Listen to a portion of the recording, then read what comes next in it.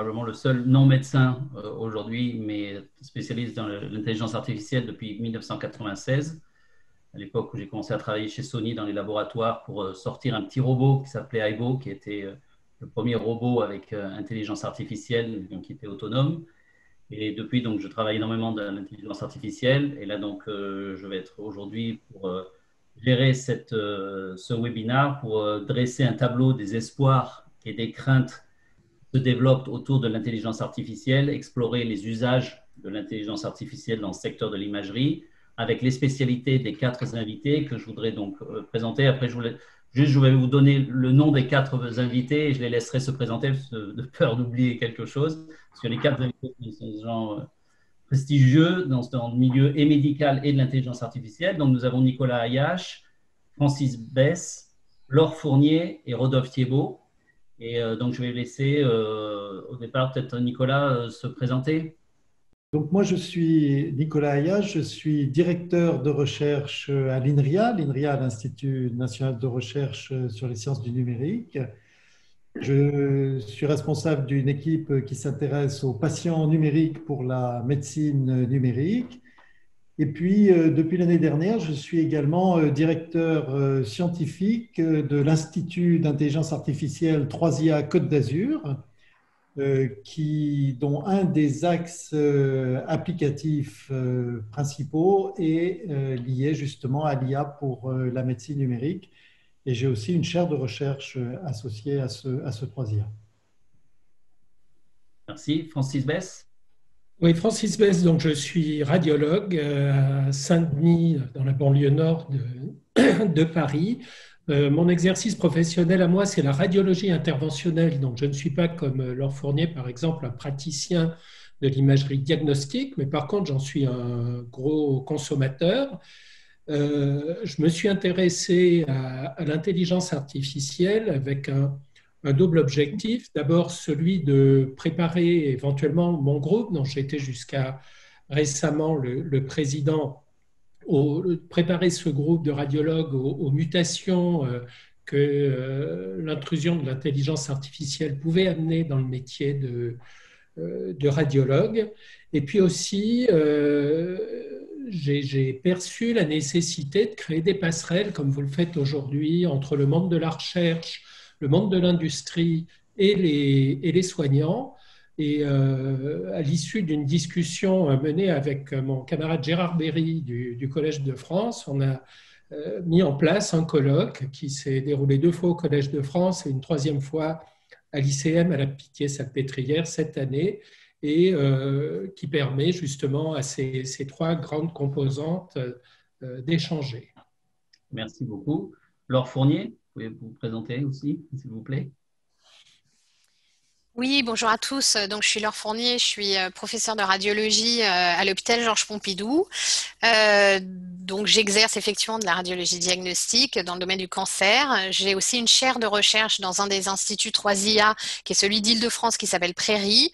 Donc, je suis un des 3 médecins qui a une chaire de recherche pour développer la thématique de la santé, enfin de l'IA en santé. Et donc, forcément, pour moi, sur l'imagerie. Et puis, moi, je suis arrivée à l'IA par le biais de la radiomique, qui est un peu ce qui a eu le premier hype, on va dire, avant l'IA Deep Learning, donc depuis à peu près 2013, quoi. Voilà. Merci beaucoup. Et enfin, donc, Rodolphe Thiebaud. Oui, bonjour à tous. Merci pour l'invitation également. Donc, je suis professeur de santé publique à Bordeaux. Je dirige une équipe INSERM-INRIA sur l'analyse des données en grande dimension, en particulier appliquées en immunologie et maladies infectieuses. Par ailleurs, je dirige le département de recherche en santé publique. Et enfin, une école universitaire de recherche qui s'appelle Digital Public Health, dans lequel nous évoquons aussi les outils de l'intelligence artificielle. Et d'ailleurs, à ce titre aussi, sur l'aspect médical, de proposer une nouvelle unité d'enseignement à Bordeaux pour les étudiants en santé sur intelligence artificielle et santé. Voilà, donc je parlais bien de 4 invités de prestige. Maintenant, vous avez compris pourquoi. Donc, ce que je voulais dire, c'est qu'en matière d'intelligence artificielle, et pour commencer ce débat, et j'attends donc la réponse, ou en tout cas l'intervention de chacun d'entre vous, Mais depuis 1996, quand j'ai commencé, on me disait c'est le futur, c'est le futur, c'est le futur. Aujourd'hui, le futur, c'est ce que l'on voit, c'est surtout dans le milieu médical, ce que je comprends, c'est ce que l'on voit donc tous les jours. Et je voudrais donc comprendre un petit peu plus les enjeux, les questions à se poser sur la thématique. Par exemple, le rôle des modèles. Alors là, la question est plus orientée vers Nicolas Ayache, qui est plus son domaine, mais je pense que d'autres vont vouloir aussi intervenir. Donc, est-ce qu'on doit se reposer sur des modèles statistiques uniquement, ou bien faut-il introduire davantage de connaissances sur l'anatomie, la physiologie du corps? Voilà, donc je commençais un petit peu peut-être le débat sur ce premier point qui me semble mettre en tout cas le sujet sur la table. Oui, alors effectivement, je veux bien répondre le premier à cette question. On a vu ces dernières années des succès extraordinaires de méthodes, disons, purement guidées par les données, essentiellement statistiques, dans le domaine de l'interprétation de certaines images. On a vu des exemples extraordinaires en dermatologie, en ophtalmologie, par exemple. Et il faut bien se rendre compte que ces outils d'intelligence artificielle guidés uniquement par les données ont un certain nombre de limitations. Notamment, on a beaucoup de mal en termes d'explicabilité de comment fonctionnent ces algorithmes lorsqu'ils sont couronnés de succès. Bon, quand ils sont couronnés de succès, ce n'est pas très grave, mais par contre, quand il y a une erreur, on a beaucoup de mal à comprendre pourquoi il y a une erreur. D'autre part, ils font appel à énormément de données pour leur entraînement. En gros, il faut être capable d'avoir fourni lors de l'entraînement un peu tous les cas qu'on peut être amené à retrouver, ce qui pose bien sûr des problèmes, notamment pour des maladies rares, par exemple. On peut ne pas avoir beaucoup de cas. Et également pour assurer une bonne distribution des données d'entraînement, qu'il n'y ait pas de biais, par exemple, liés au genre ou à l'ethnicité, etc. Alors, pour contrer ça, eh bien, on peut essayer de construire en intelligence artificielle des modèles mixtes qui incluent aussi des informations a priori sur l'anatomie, sur la physiologie du corps humain, qu'on connaît bien quand même. Hein. C'est des disciplines qui ont déjà beaucoup d'années de développement et de recherche. Et ça demande qu'au-delà des statistiques, eh bien, il faut développer des modèles géométriques, par exemple, de la forme des organes, des modèles physiologiques du fonctionnement du corps humain, c'est-à-dire des modèles qui font appel à la biologie, à la physique, à la chimie. Et de cette manière, eh bien, on peut aller donner plus de robustesse, plus de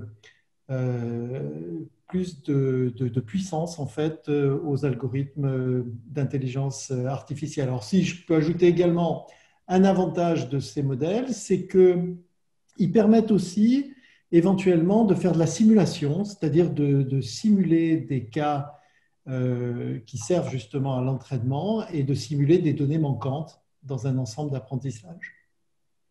Je pense que Rodolphe va peut-être vouloir intervenir aussi sur ce point. Je vais laisser la parole à Rodolphe.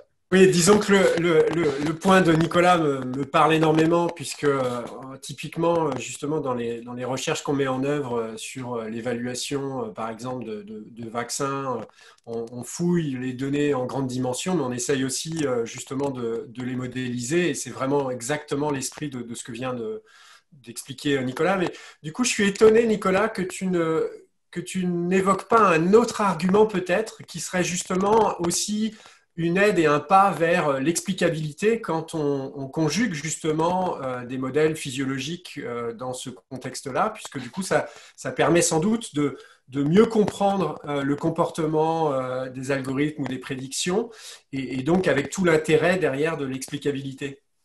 Absolument. Et je peux donner un exemple, puisqu'on est virtuellement à Bordeaux. J'ai envie de parler du cœur numérique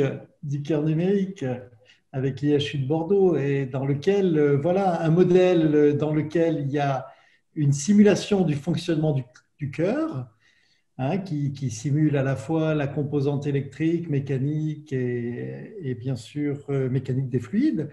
eh bien, on va pouvoir expliquer une anomalie qu'on voit dans l'image, qui est liée par exemple à une cicatrice sur le muscle cardiaque. Eh bien, on va pouvoir en déduire les conséquences au niveau du fonctionnement du cœur. Et mieux encore, on va pouvoir, par exemple pour la cardiologie interventionnelle, simuler à l'avance le bénéfice d'une ablation radiofréquence à tel ou tel endroit du muscle cardiaque. Donc, on voit que, par exemple, l'IA va aider, l'IA basée uniquement sur les données, donc modèle purement statistique, elle va aider à détecter le fait qu'il y a une anomalie, mais ce sont les modèles ensuite biophysiques qui vont permettre de mieux comprendre l'impact de cette anomalie, voire comment la corriger. Super. Et je donne la parole à Laure, qui, je crois, a envie de réagir également. Oui, j'avais envie de réagir, enfin évidemment pour dire que j'étais absolument d'accord, que j'étais d'accord sur le fait que ça permettrait de compenser en particulier le manque de données et je pense qu'il faut pas se faire beaucoup d'illusions sur la quantité de données qu'on est capable de produire en médecine. D'une part parce que c'est difficile d'avoir des données de qualité.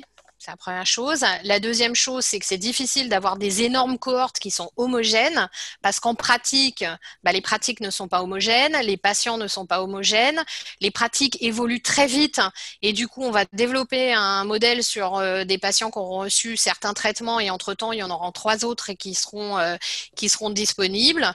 Donc, le manque de données, pour moi, pour moi, le problème de manque de données sera résolu par les développements informatiques et pas par les médecins.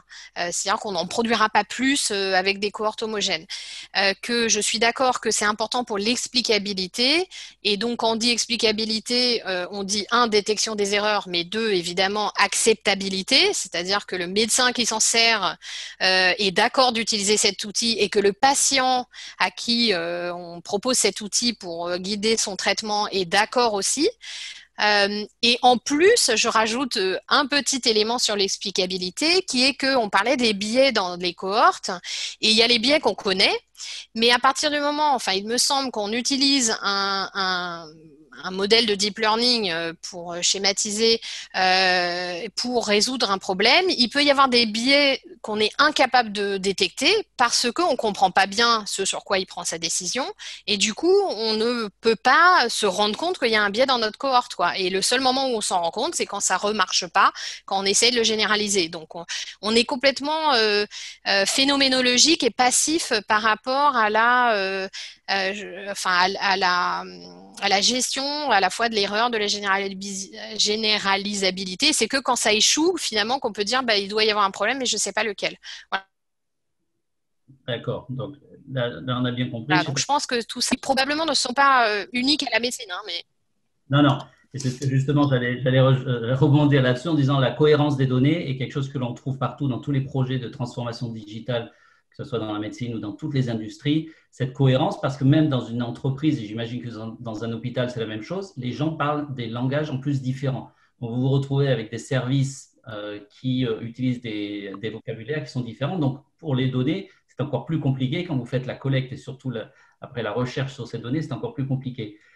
Tant que Laure est avec nous, est-ce que l'IA, bien sûr, donc ça fait depuis longtemps, parce que le concept, c'est depuis les années 50 quand même que ça a été inventé, mais donc on a eu beaucoup de recherches sur cette IA, et qu'est-ce qui est différent aujourd'hui de ce qu'on retrouve avec cette IA, de ce qui est précédé, de ce qu'on a retrouvé, de ce qu'on a fait auparavant? Alors, merci pour cette question. En fait, je pense que Francis Besse aura sûrement quelque chose à dire là-dessus. En fait, je trouve qu'il y a un petit paradoxe, c'est que finalement, on a l'impression que l'IA est complètement différente du reste, alors qu'en fin de compte, je trouve que moi, de l'extérieur, parce que je ne développe pas les réseaux moi-même, mais je trouve que finalement, ce n'est pas très différent de ce qu'on a fait avant et que la plupart d'entre nous, probablement, avons fait de l'imagerie, enfin, sauf Rodolphe, évidemment, mais avons fait de l'imagerie fonctionnelle, de la perfusion, de la diffusion. Et en fait, on s'est posé exactement les mêmes questions, à part effectivement l'explicabilité qui est quand même très particulière. Donc finalement, plus j'avance, plus je me dis que c'est pas si différent et que finalement, on se retrouve avec des problématiques statistiques, les mêmes que celles qu'on avait avant. Après, pour moi, la grande différence, c'est le hype, quoi. C'est-à-dire qu'on a toujours ce cycle de hype que tout le monde connaît. On monte toujours le schéma là, avec la montée et puis après la déception. Mais pour moi, le pic de hype est énormément plus important en IA que dans le reste. Et en particulier, je trouve que ce qui est absolument génial, c'est qu'on a ramené vers la recherche des gens qui s'en étaient complètement désintéressés, les internes en particulier, hein, qui avaient plus envie de faire de la recherche. Ben maintenant, ils ont à nouveau envie de faire la recherche. Je trouve que, évidemment, on a amené de l'argent et des industriels qui n'avaient pas l'habitude de travailler dans le monde de la médecine. On a un secteur libéral qui est hyper investi et présent.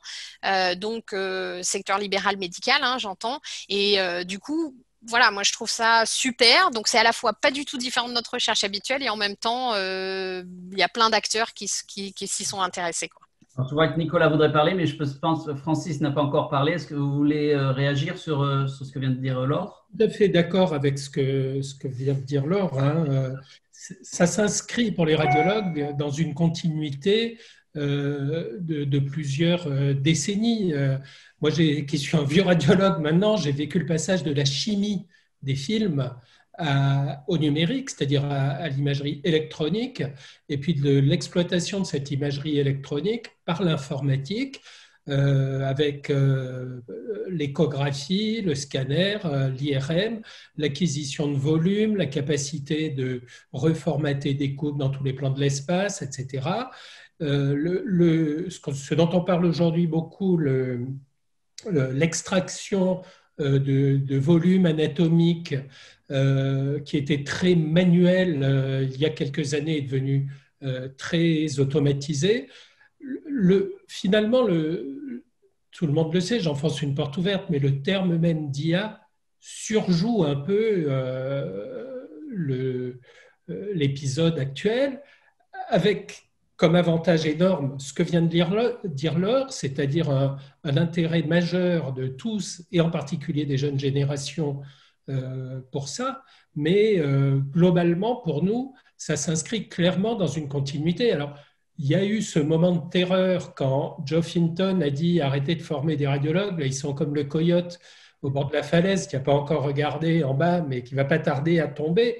Bon, ça procède de sa part d'abord d'un sens de la provocation et de l'humour anglo-saxon tout à fait louable, et puis probablement d'une méconnaissance de ce qu'est le rôle d'un radiologue qui aujourd'hui est malheureusement beaucoup perverti et distrait de ses activités fondamentales par des tâches ingrates du genre cercler des tumeurs avec la souris de l'ordinateur, ce qui n'a strictement aucun intérêt.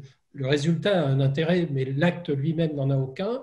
Et c'est notre espoir à tous, c'est que ces nouvelles technologies permettent à chacun d'entre nous de se recentrer sur le malade et d'oublier un petit peu le clavier et la souris, ça c'est clair.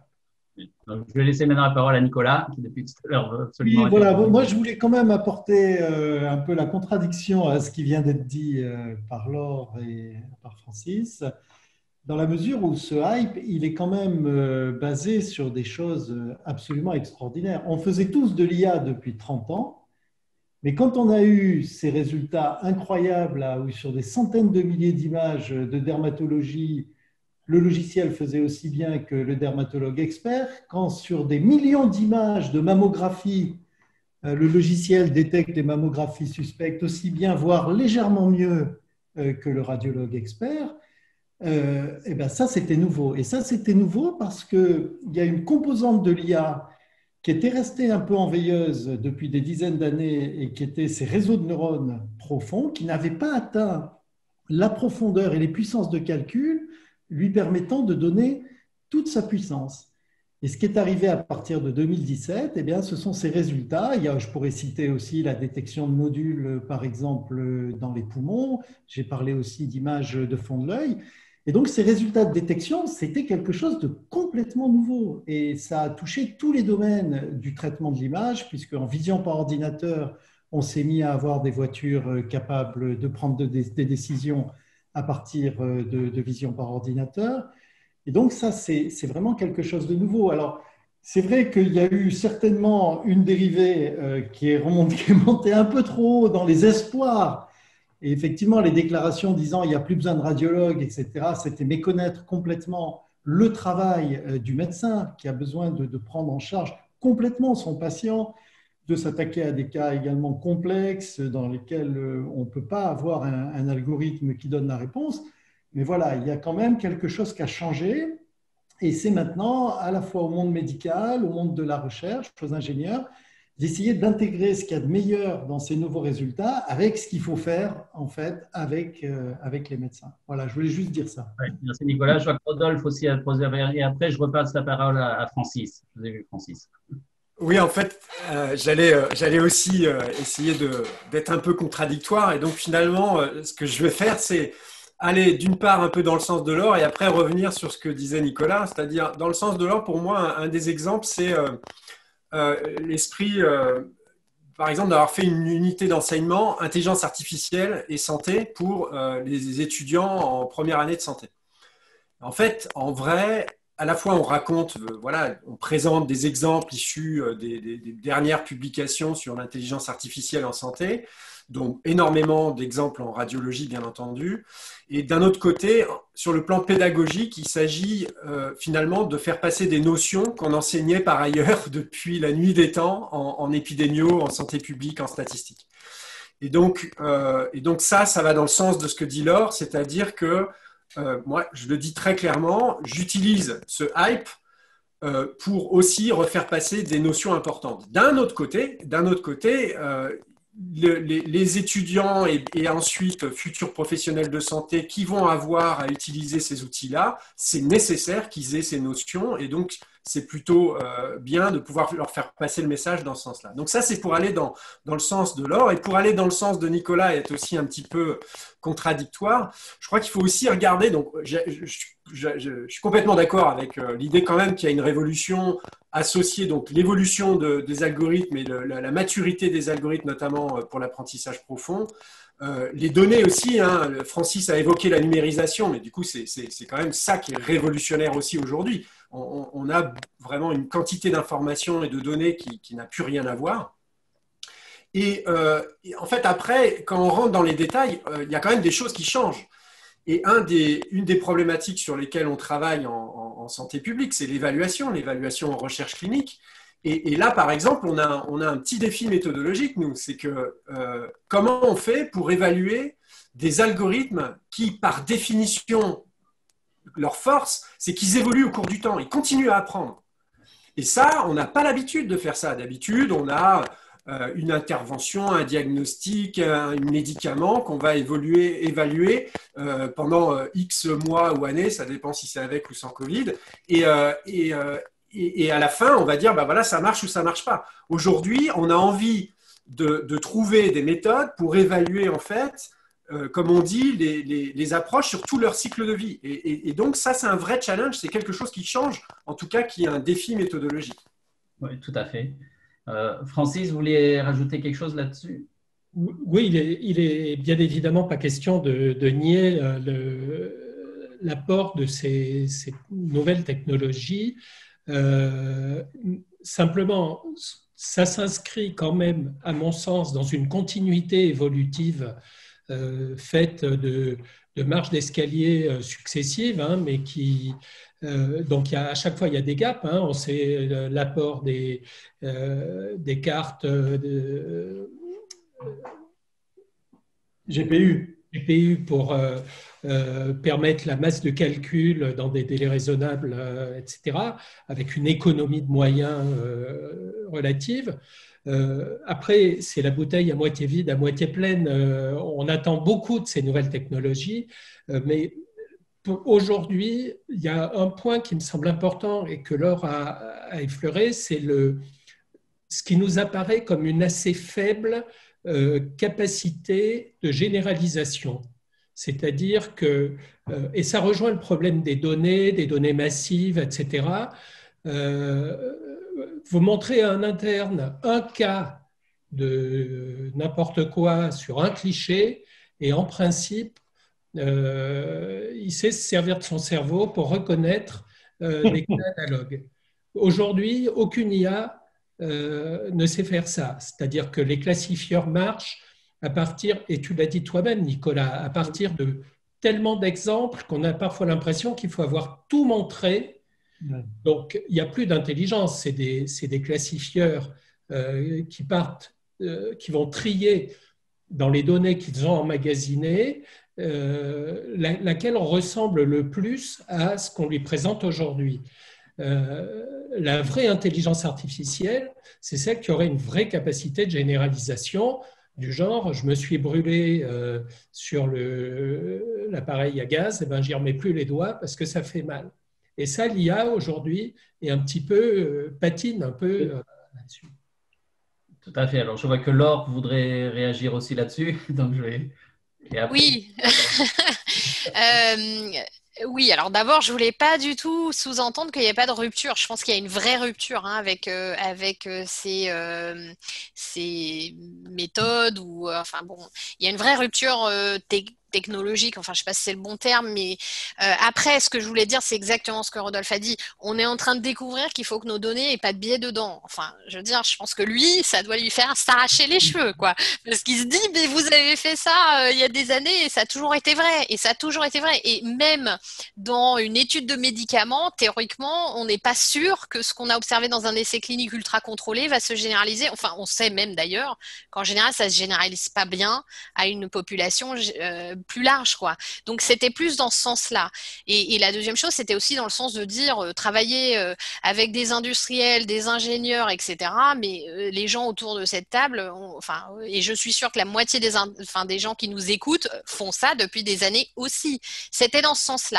Après, bien sûr, il y a des aspects méthodologiques qui sont complètement nouveaux, quoi, hein.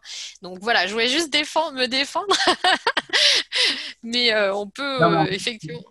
Je pense que ce qui est important, c'est que vous travaillez probablement, et encore une fois, je ne suis pas médecin, donc je me permets peut-être un commentaire vous allez pouvoir c'est que vous allez travailler avec des métiers qui sont récents. Par exemple, vous allez travailler des data scientists.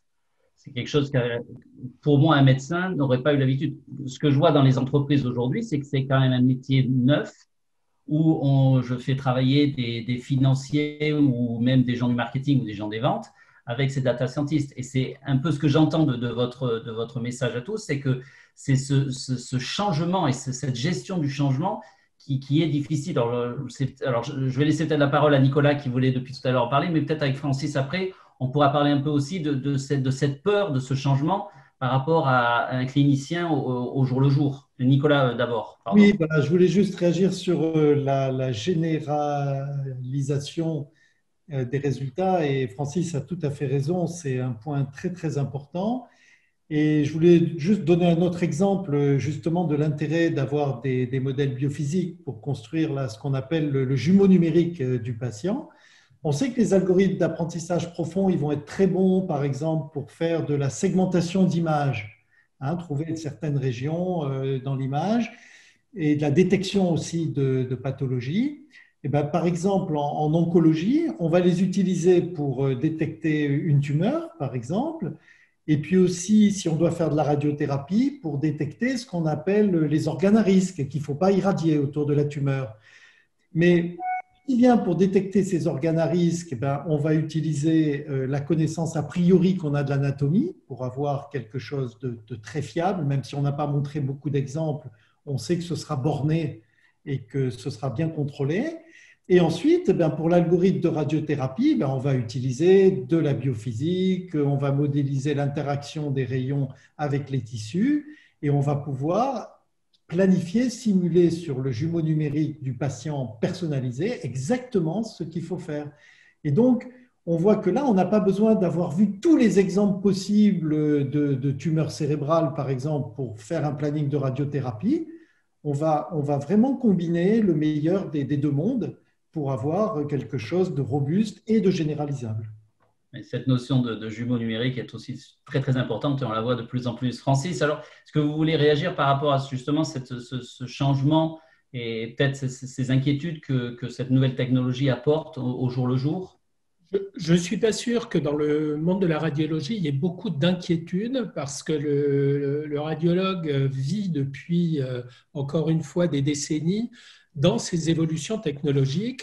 et que quelque part, il en a toujours été bénéficiaire, c'est-à-dire que le statut du radiologue a considérablement évolué au fur et à mesure que les techniques qu'il met en œuvre sont devenues plus performantes. Donc avant, c'était un métier un peu marginal qui se passait quelque part dans le sous-sol d'un hôpital. On demandait au radiologue de faire un examen ou en réalité de le faire faire et puis de le remonter. À l'époque, on disait « donnez-nous le cliché mouillé ». Ça voulait dire on n'a même pas le temps d'attendre qu'il soit, après avoir été développé, le cliché soit sec, parce que le clinicien s'estimait, à tort ou à raison, aussi compétent que le radiologue pour la lecture du cliché. Avec l'arrivée de l'imagerie en coupe, en particulier de l'échographie, du scanner, de l'IRM, le statut du radiologue a complètement changé. Et le radiologue, maintenant, intervient très en amont, en principe, dans les bonnes pratiques, dans le choix de l'examen qui doit être réalisé, et très en aval, ensuite, y compris dans les choix thérapeutiques. Donc, je crois pas que, je pense, et je ne crois pas être le seul, je pense que l'ensemble de la profession radiologique considère que c'est plutôt une opportunité pour notre métier, c'est-à-dire que c'est quelque chose qui contribue à l'augmentation des performances de l'imagerie médicale et qu'à ce titre, le statut de radiologue n'en est que plus intéressant à vivre et renforcé dans la chaîne diagnostique et thérapeutique, parce qu'on n'en a pas parlé, mais je pense que ces techniques-là vont aussi avoir un gros impact sur toute la radiologie interventionnelle, qui est ma spécialité, c'est-à-dire la thérapeutique guidée par l'image. Bien. Alors, j'ai Laure qui voudrait parler, ensuite j'ai M. Chateil aussi qui voudrait parler, à qui je donnerai la parole, qui ne fait pas partie, mais qui est aussi avec moi, qui présente avec moi. Donc, je vais donner d'abord la parole à Laure et après à M. Chateil. Oui, c'est juste, je veux rebondir. Évidemment, je suis d'accord avec Francis, mais je voulais juste dire quelque chose de très court. Donc, Geoffrey Hinton a vraiment mis les radiologues, on va dire, sous les feux de la rampe.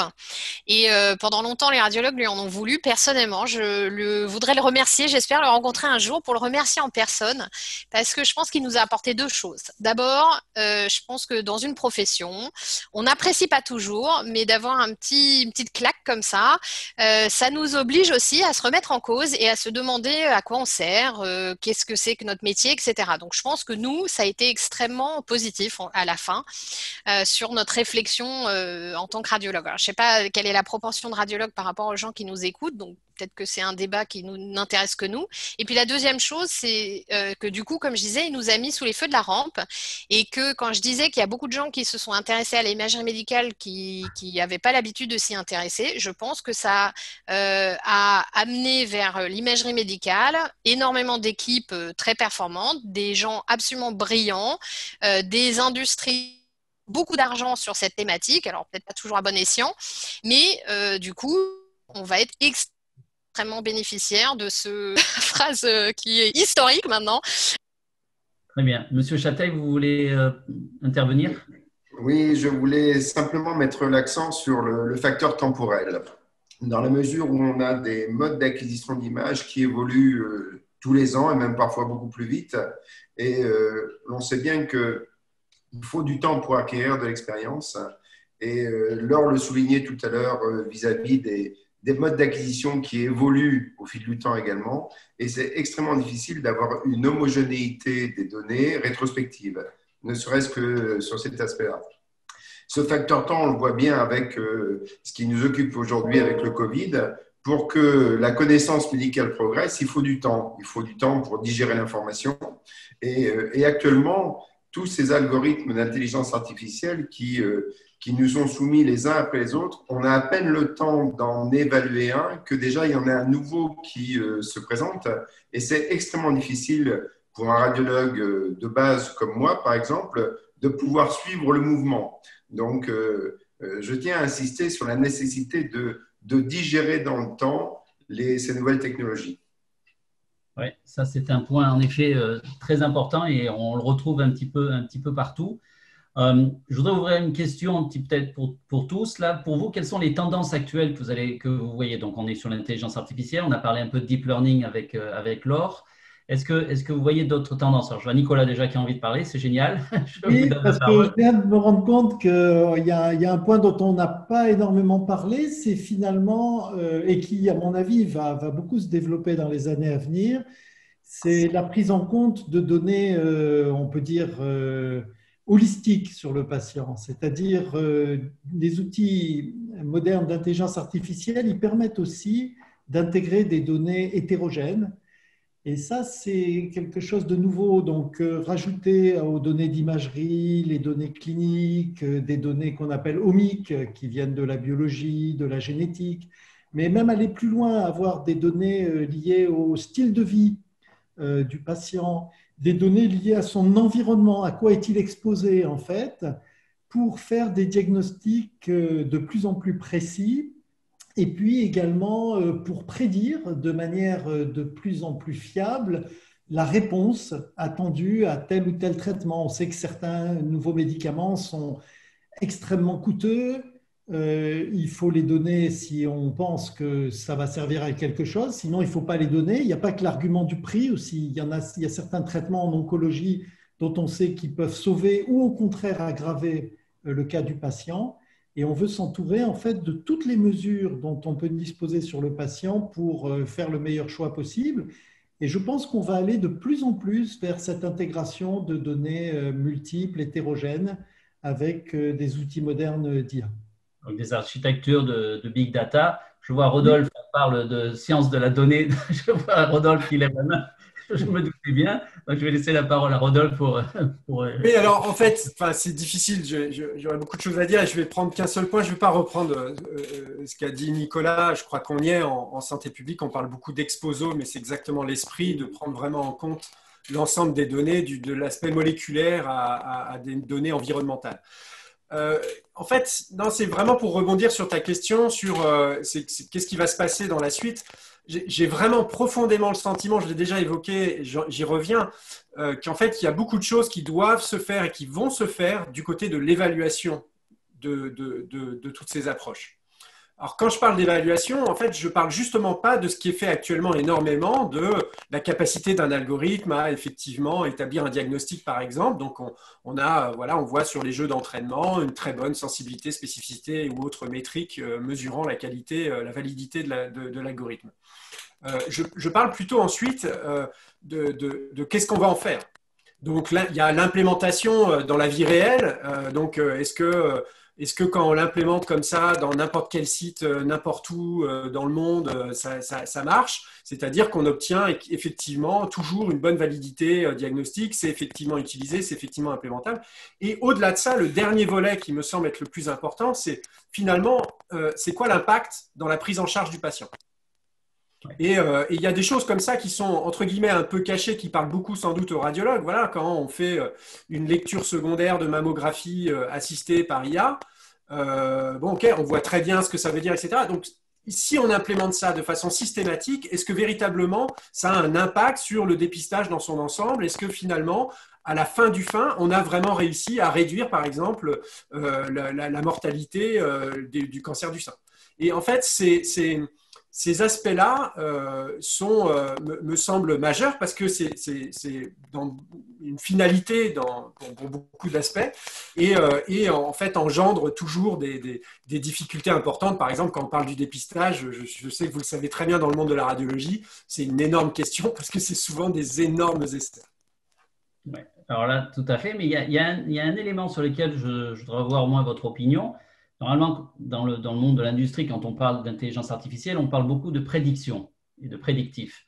Donc là, peut-être encore avec Rodolphe, parce que là, c'est surtout sur la science de la donnée. Est-ce que le prédictif dans le médical est quelque chose que l'on va avoir de plus en plus? Et surtout, est-ce que ça peut aider au niveau de l'imagerie? Oui, enfin là, je ne vais pas jouer mes lors fourniers. Je veux dire, c'est depuis toujours, on a vraiment les grandes questions autour du diagnostic et du pronostic et donc prédictif. Et on le voit déjà et avec beaucoup d'exemples en radiologie où à la fois, par exemple, prenons l'exemple de l'analyse d'images de lésions cutanées. Et en fait, à la fois, on veut s'en servir en termes de de diagnostic, donc vraiment savoir est-ce qu'effectivement la lésion elle est bénigne ou elle est maligne, mais aussi en termes prédictifs, c'est-à-dire est-ce qu'on a déjà avec cette analyse d'image des éléments qui nous permettent de prédire l'évolution de la maladie. Donc pour moi, ça reste des questions qui sont intrinsèques à l'exercice de la santé, quoi. Mais comme on n'en avait pas parlé, c'est pour ça que je voulais quand même m'assurer qu'on en parle, parce que peut-être que les gens qui sont… Francis. Francis, oui, parfait, allez-y. Oui, les deux orateurs précédents, ce dont ils parlent, il me semble, c'est ce qu'on appelle maintenant la médecine de précision, c'est-à-dire une médecine qui mettrait en œuvre des cheminements diagnostiques et des options thérapeutiques qui soient parfaitement, spécifiquement adaptés à chaque malade. Et ça, c'est un changement de paradigme qui est énorme. Alors, ça commence aujourd'hui en oncologie avec, par exemple, les résultats de la biologie moléculaire, ou ce qu'il y a encore pas très longtemps, on appelait le cancer de tel ou tel organe. Ben aujourd'hui, on s'aperçoit que ça correspond à des mutations différentes et qu'il n'y a pas une maladie, mais il y en a plusieurs, et que ça explique les échecs thérapeutiques précédents, puisque jusque-là, on considérait que ce qui est bon pour le plus grand nombre est bon pour tout le monde. Et parfois, le plus grand nombre dans les études médicales, c'est 6 personnes sur 10.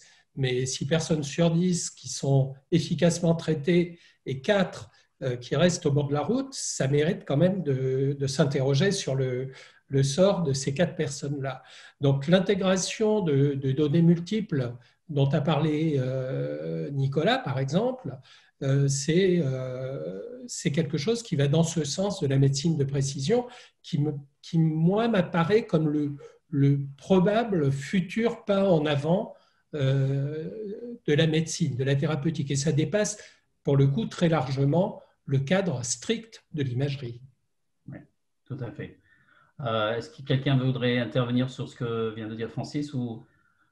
Juste j'en profite, c'est juste parce que ça me permet d'illustrer aussi mes propos avec juste ce que vient de dire Francis, c'est que c'est typique, c'est-à-dire aller utiliser ensuite des algorithmes qui vont se baser par exemple sur des données génétiques pour essayer de personnaliser la prise en charge ou au moins la stratifier sur entre 60 et 40%. Et ben ça par exemple, justement, on l'évalue aujourd'hui avec des essais cliniques, mais du coup c'est vraiment des grosses machines, quoi. C'est quelque chose qui prend du temps et qui demande un certain nombre de moyens parce qu'on n'est pas toujours sûr. C'est pas parce qu'on fait quelque chose avec plus d'informations et sophistiqué qu'effectivement au bout du bout on a une amélioration de la prise en charge du patient. Ouais, tout à fait. Alors, il y a aussi un autre élément sur lequel moi j'entends tout le temps parler par rapport à l'intelligence artificielle, c'est le fait qu'il y ait tellement de données et de cette cohérence de données et ces données qui sont donc stockées dans un endroit. Pour vous, la sécurité, vous voyez vers où je vais, bien évidemment, la sécurité de la donnée, en tout cas en ce qui me concerne dans le milieu de l'industrie, est déjà une question très importante. Au niveau du médical, moi qui ne suis pas médecin, ça me semble être quelque chose de primordial. Est-ce que quelqu'un voudrait… je vais peut-être encore demander à Rodolphe, puisque c'est encore de la science de la donnée. Merci. Je suis sûr que tous mes collègues peuvent aussi en parler, puisque à partir du moment où on travaille effectivement sur des données de santé, bon, de toute façon, quand on parle d'intelligence artificielle, on parle des données, on parle de la sécurité, et puis dans la santé, bien sûr que c'est extrêmement important, vient tout un tas de problématiques. En fait, donc on travaille sur des données sécurisées, on sécurise les données. Simplement, quand on est ensuite sur justement l'exploitation de l'information, il y a des challenges parce que les données, elles sont là, elles sont digitalisées, mais elles ne sont pas toujours au même endroit, par exemple. Alors, ce n'est pas très grave qu'elles ne soient pas au même endroit, on peut les exploiter alors qu'elles sont dans des lieux différents, mais encore faut-il que le même projet, la même personne sur ce projet-là soit capable d'accéder à ces données dans ces deux endroits-là. Et bien sûr, il faut que ce soit sécurisé, mais pour l'instant, le problème qu'on a, c'est que au-delà d'un problème de sécurisation, puisque je crois que la plupart de ces données sont sécurisées, on a un vrai, c'est même pas un compromis, c'est une vraie réorganisation pour pouvoir à la fois conserver la sécurisation et la privatisation de ces données, puisque c'est ça qui est de façon sous-jacente, mais que d'un autre côté, on arrive à les exploiter. Parce que sinon, on peut toujours parler et ça reste compliqué. Et peut-être que Nicolas, qui lève la main parce qu'il a vraiment très envie de parler, va vouloir raconter des exemples bordelais en cardio où une des choses qu'on tient absolument à faire aujourd'hui, c'est justement faire le lien entre les données générées par la recherche à l'IHU et des données de soins à l'hôpital. Et ça, figurez-vous qu'on est beaucoup à y mettre beaucoup d'énergie parce que c'est pas simple. On est d'accord. Nicolas? Oui, ouais. Je vais abonder dans le sens de ce que dit Rodolphe et parler de ce qu'on appelle en sciences de données l'apprentissage fédéré. Donc, il y a actuellement des efforts gigantesques qui sont faits.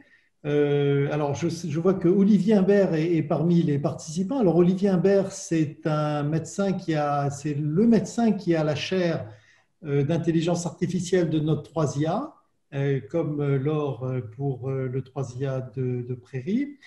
Et donc, il est à la tête, par exemple, d'un projet d'apprentissage fédéré en médecine nucléaire qui doit impliquer tous les centres de lutte contre le cancer en France, donc dans Unicancer. Et donc, l'idée, c'est de dire aux différents hôpitaux, ne vous inquiétez pas, vos données restent sur place, elles restent sécurisées sur place. Et ce qu'on envoie dans les différents hôpitaux, c'est en fait des algorithmes qui viennent juste lire des informations, mais sans avoir la possibilité de les faire sortir et qui peuvent faire comme ça de l'apprentissage sur un grand ensemble de données. En Grande-Bretagne, il y a un effort très important qui a été fait autour du King's College London pour mettre comme ça en apprentissage fédéré jusqu'à 11 trusts représentant 24 millions de patients par an pour avoir accès à leurs données de façon sécurisée en faisant tourner des algorithmes d'apprentissage fédérés. Voilà, donc ça va vraiment dans le sens de ce que disait Rodolphe. Francis, oui. Oui, cette histoire de sécurité des données médicales, c'est un problème complexe parce que les données qui ont une pertinence médicale ne sont pas toujours des données médicales. Je suis assureur de santé. Si j'arrive à avoir le registre des clients du bureau de tabac à côté de chez moi, je peux cibler une population à risque de cancer des voies respiratoires sans avoir besoin d'avoir des scanners ou d'avoir des endoscopies ou des biopsies. Donc, les données de vie qu'on distribue tous d'entre nous, tous ceux qui ont un smartphone comme celui-là dans la poche, des données de vie qu'on distribue à des compagnies qui exploitent et que tout le monde connaît bien, là, les GAFA, etc., permettent de violer en permanence le secret médical, en tout cas suffisamment précisément pour que des biais statistiques puissent apparaître.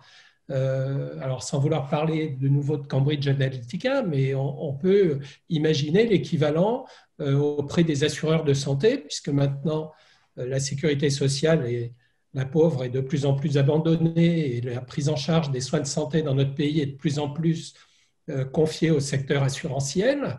Il y a là des biais énormes qui peuvent trier les patients à risque ou les patients, en tout cas à fort risque ou à faible risque, sans avoir à accéder aux serveurs des hôpitaux. Et ça, c'est un vrai problème. Alors, je vais donner la parole à Laure qui lève la main. Oui, c'était juste pour rebondir là-dessus parce que effectivement, d'abord, je pense que tout le monde est d'accord, il faut que les données de santé soient sécurisées. Ça, il y a la question, n'est pas à débattre, mais moi, j'insiste, comme l'a dit Rodolphe et l'ont dit Rodolphe et Nicolas, sur le fait que aujourd'hui, c'est quand même extrêmement difficile de partager des données, qu'on a des projets européens, qu'on a des projets nationaux, comme il l'a décrit, et que sans vouloir compromettre la sécurité, bien sûr, on aimerait bien quand même qu'il y ait des solutions de facilitation, parce qu'on se retrouve exactement dans le paradoxe que vient de décrire Francis, et que du coup je ne vais pas reprendre, mais qui est que c'est plus facile de travailler en dehors des clous en fait, que pour un professionnel de santé ou un professionnel de la recherche sur des données des gens. Et personnellement, alors je fais un appel, je pense qu'on devrait faire un appel à la population pour faire un don de données et nous faciliter la vie, parce qu'aujourd'hui, le chercheur a plus de mal à travailler que des gens moins légitimes. Et ça, vraiment, c'est un problème. Ça, c'est un super. En plus, au niveau marketing aussi, c'est très, très fort. On va faire une demande de don de données. Donc, ça, je trouve ça très fort. Nicolas, après, il ne nous restera plus que 3 minutes, donc je vous demanderai tous les donc, trois. je vais juste évoquer le fait qu'il y a le HDH, qui est une initiative nationale, hein, le Health Data Hub, pour essayer de répondre à ce que disait Laure, c'est-à-dire essayer de rendre plus facile l'accès aux données. Voilà, c'est un effort national qui demande beaucoup d'efforts. Oui, alors ça, je vous rassure, de toute manière, j'ai cette discussion toujours dans toutes les industries, mais je savais qu'au niveau, au niveau du médical, j'allais avoir un petit peu votre attention. Est-ce que sur les 3 minutes qui restent, je peux avoir un mot de la fin de chacun d'entre vous sur un message spécifique que chacun des participants peut retourner? Alors, Nicolas est sur écran, je laisse Nicolas commencer. Oui, voilà, très brièvement, je pense que vraiment on est au début d'une évolution très rapide, pour ne pas dire une révolution dans ce domaine, et comme toutes les évolutions technologiques, il va y avoir des choses très bonnes dont il faut absolument tirer parti, et puis bien sûr certains dangers qu'il faut maîtriser, et pour ça la meilleure manière de tirer parti du meilleur et de se protéger de ce qui peut être dangereux, c'est l'information, l'éducation. Donc, il faut former le plus possible, en fait, les gens à ces nouvelles technologies. Merci. Laure? Oui. Oui, moi je voulais juste dire qu'on a parlé beaucoup du diagnostic et de la prédiction, mais qu'il y a des domaines qui sont impactés et qui sont beaucoup moins à risque, comme la reconstruction de l'image et la segmentation, et qui du coup ne posent pas du tout les mêmes problèmes, ni éthiques, ni de validation, et que là, pour le coup, pour moi, la révolution est déjà faite, hein. Et donc on est déjà en train d'intégrer ces outils, et tant mieux, parce que ça nous donnera des bonnes images. Super. Francis, pour terminer. Moi, je retiens surtout de cette nouvelle technologie le fait qu'elles vont libérer le radiologue de beaucoup de tâches ingrates et lui permettre de se recentrer sur ce qui est le plus important, évidemment, c'est-à-dire le patient. C'est super. Et Rodolphe? On sera convaincu de l'intérêt de tout cela, aussi bien pour le patient que le temps libéré pour les radiologues, quand on aura des éléments clairs d'évaluation de l'implémentation de tout ça, aussi bien à l'échelle du patient que d'ailleurs sur le système de soins, pour reprendre ce que vient juste de dire Francis. Voilà, alors là, en conclusion finale, si je puis dire, moi, ce que j'entends, qui est quelque chose qui me fait énormément plaisir, c'est que j'ai toujours positionné depuis 1996, quand on a commencé à travailler sur l'intelligence artificielle, et les gens nous disaient « Attention, un robot, ça va me prendre mon job, je vais me retrouver au chômage, je ne vais plus savoir quoi faire ». L'intelligence artificielle est aujourd'hui, c'est autour de l'humain augmenté. En tout cas, c'est ma position. J'en ai parlé la dernière fois avec Rodolphe lors de la dernière conférence. Elle est là vraiment, et c'est ce que je comprends de Francis, c'est pour libérer du temps pour les médecins qui n'en ont pas beaucoup sur des tâches, je dirais, répétitives ou sans intérêt. Tout à l'heure, l'exemple d'entourer, par exemple, les tumeurs. Et c'est là-dessus qu'il faut vraiment que tout le monde comprenne, c'est que c'est un avantage pour moi, en tout cas de ce que je vois depuis tant d'années maintenant que je travaille dessus, c'est que peut-être que le terme fait un peu peur, mais que derrière, il y a quand même un énorme avantage lorsque l'on voit que les médecins aujourd'hui, il n'y en a pas assez, et qu'en plus, il y a de plus en plus de patients parce que la population s'y vieillit.